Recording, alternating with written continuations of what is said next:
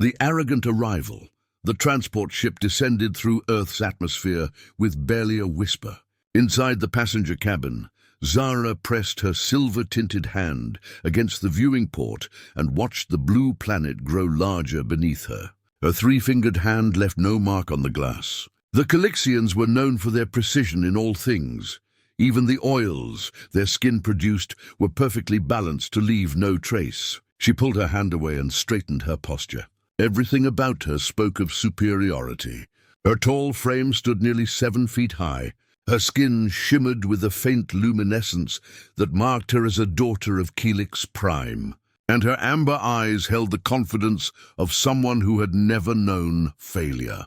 The Galactic Academy had accepted her application without hesitation. Of course they had. She was top of her generation in quantum mechanics, stellar engineering, and dimensional mathematics. The humans who ran this particular branch of the Academy should have felt honored to host someone of her caliber. Zara adjusted the crystalline device wrapped around her wrist. It pulsed softly, syncing with her neural patterns and displaying data streams that most species could not even perceive. She had scored perfectly on every entrance examination.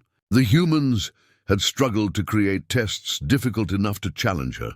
The ship touched down at the Academy's landing platform. Zara gathered her belongings with efficiency and stepped out into the warm Earth air. The sun felt different here, weaker somehow. On Ecliptix Prime, their twin stars bathed the planet in constant energizing radiation that fueled both their technology and their enhanced metabolisms. This single yellow star seemed almost quaint by comparison. She walked toward the main building where other students were gathering. There were Thaxians with their multiple arms, Vorlons with their crystalline exoskeletons, and several other species she recognized from her studies. And then there were the humans. They were so small, so fragile-looking. Soft skin that bruised easily, single hearts that could fail without warning, brains that processed information at speeds that seemed almost primitive compared to her own enhanced neural network. Zara had studied human history during her journey. They were a species that had barely reached their own moon before making first contact with the greater galactic community. They had stumbled into space travel through trial and error, losing countless lives to their own mistakes. Yet somehow they had been granted membership in the Galactic Council. Somehow they had earned respect from species far older and wiser. Zara did not understand it. Perhaps she would learn why during her time here.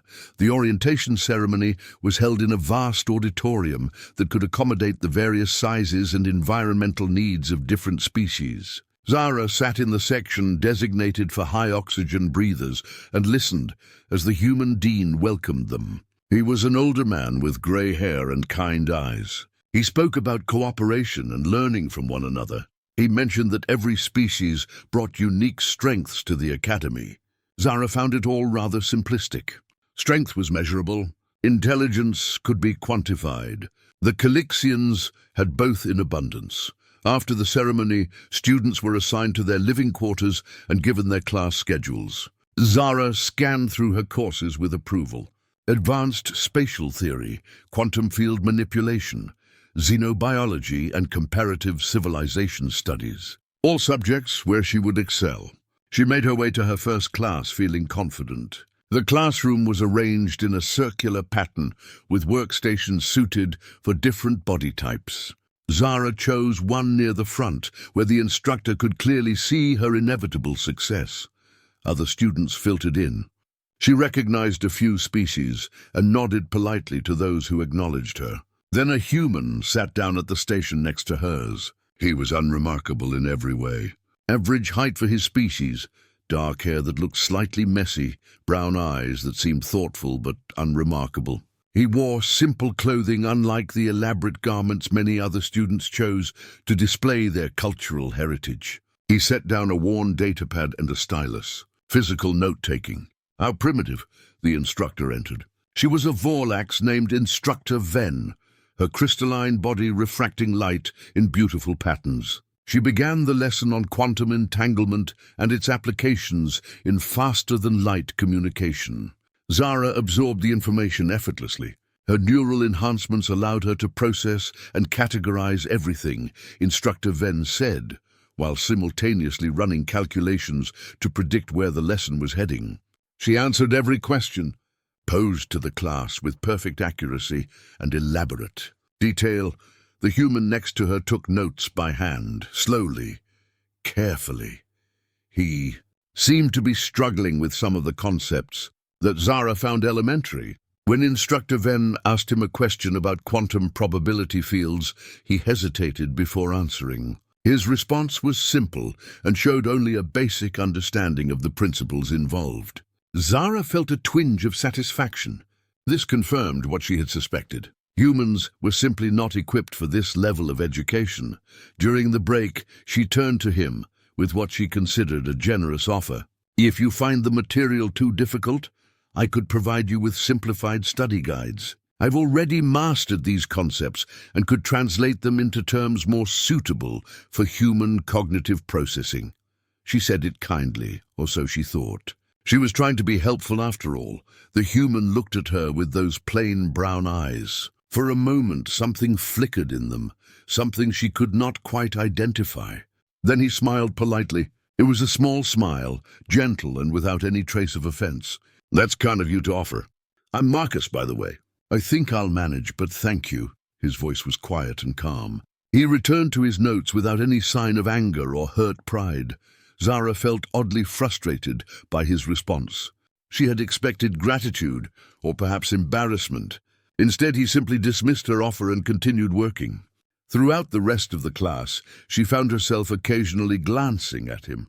He worked with steady focus, his hand moving across the datapad in smooth strokes. When the instructor demonstrated a complex equation, Marcus leaned forward slightly, his eyes tracking every symbol with careful attention.